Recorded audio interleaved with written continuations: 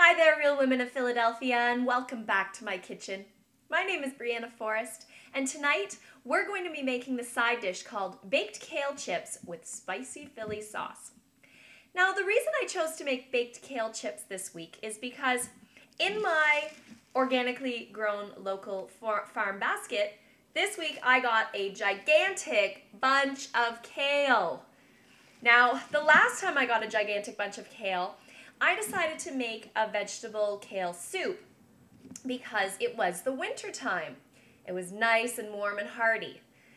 Well, now, finally, the sun is coming out. It's beautiful, it's spring, and I wanted something that's light and fresh to have with my dinner tonight.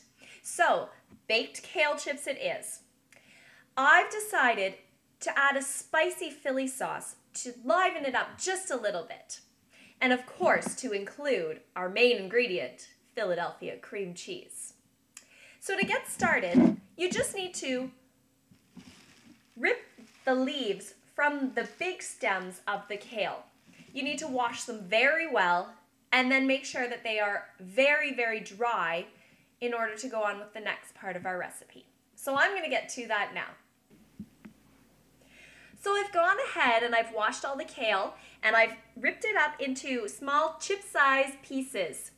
Now, I ended up with such a large bunch of kale that I have an entire bowl left over for later, and I have enough kale chips to probably make 2 trays right now, which is going to serve about 4 people. So if you have a humongous bunch of kale like I did, then you can definitely save the other half for either another batch of chips later, or you could save it for another delicious recipe. Of course, involving Philadelphia cream cheese. Now, I took half of a large head, and what I'm going to do now that it's dried and perfectly split into chip-sized pieces, I'm going to put them all into my large bowl here. And this is the part where you just drizzle them with about a tablespoon of olive oil. Now, the tablespoon of olive oil is just going to make sure that once they're put into the oven, they get nice and crispy, so that they taste like chips and not just mushy pieces of vegetable. So we're going to just put all the rest of the leaves in there. I have my olive oil, just drizzle about a tablespoon, like I said, over top. Looks good. And you're going to just want to use your hands to make sure all of the leaves are well coated in the oil. So you're going to want to mix it around for a few minutes. Don't leave any leaf unturned. Now this week I have to tell you, I finally decided to tell my students that I was entering in this contest. And I told them that last weekend I cooked 3 different appetizers and that I forced Mr. Forrest to try all of them. And the kids thought it was absolutely wonderful that I was joining this contest. And they all have their fingers crossed for me for the rest of the week. So I'm hoping not to let them down. So I think you might hear a few more things about my students in the near future, just because they're so excited about this contest too. So I'm going to keep them informed. All right, we have the leaves all nicely coated. And what you're going to do after that is take your foil-lined baking tray and put each of the leaves out on the tray, each of the chips, on the tray. Make sure that they are spaced out a little bit, not overlapping each other, but they can still be touching a little bit. All right. I love this bright green, fresh kale color, and I'm really looking forward to enjoying the flavor. Now tonight I'm going to pair the kale chips with some burger sliders, and the reason I'm doing that is just to make it a little bit healthier. Instead of having either potato chips or French fries, you're getting the goodness of all the vitamins in kale, delicious vitamin A and vitamin C, and you're getting a lot less calories than either fried potatoes, fried French fries, or anything like that. So This looks pretty good. I've got about half on this tray. Like I said, I'm going to have to do 2 batches, I think, because there's just so many. And I will just pop them into the oven, which has been preheating at 325. I'll pop them in for about 10 to 14 minutes. Now, I give you this range because you want to keep a close eye on them. You want to make sure that you take them out as soon as the edges begin to get a little tiny bit brown. You don't want to get any of the rest of the chip brown, and that is because they will get very, very dry if you leave them for too long. So I will pop them in, and then while they are cooking, we will make our Philadelphia Spicy Philly sauce. So now that the kale chips are in the oven, we're going to make the really easy and really delicious Spicy Philly sauce. So I've gone and put 1/4 cup of Philadelphia cream cheese in a small bowl.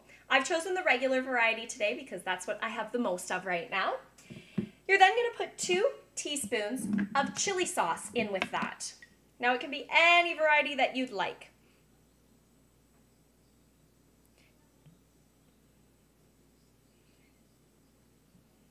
All right, 2 teaspoons of that.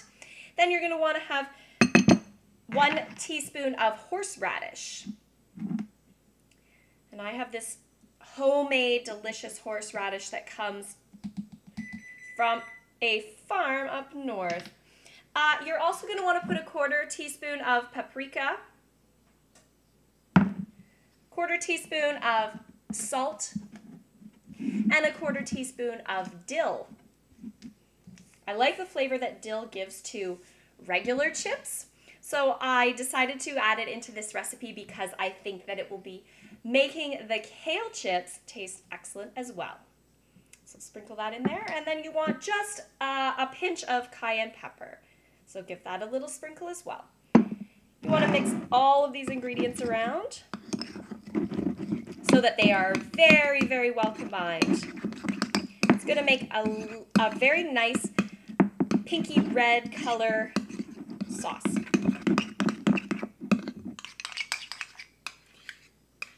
And when you have the ingredients all combined, you're just going to put it in the microwave for 30 seconds to a minute until the sauce has thinned out and it's able to be poured. You're going to want to stir halfway, so I would start with 30 seconds and stir after 15, see how it goes from there. So when the kale chips come out of the oven, they're going to look a little strange, very, very flat and stuck to the tin foil, but they're going to peel off very easily. When they come out of the oven, you just want to sprinkle a little seasoning mixture over them. I like some salt mixed with garlic powder, onion powder, and so now I'm just going to finish by plating them with the rest of my dinner, and then I will be able to enjoy them. And I have the kale chips all ready to go on my dinner plate with my delicious slider burgers. So here it is, your baked kale chips with spicy Philly sauce. Let's dig in.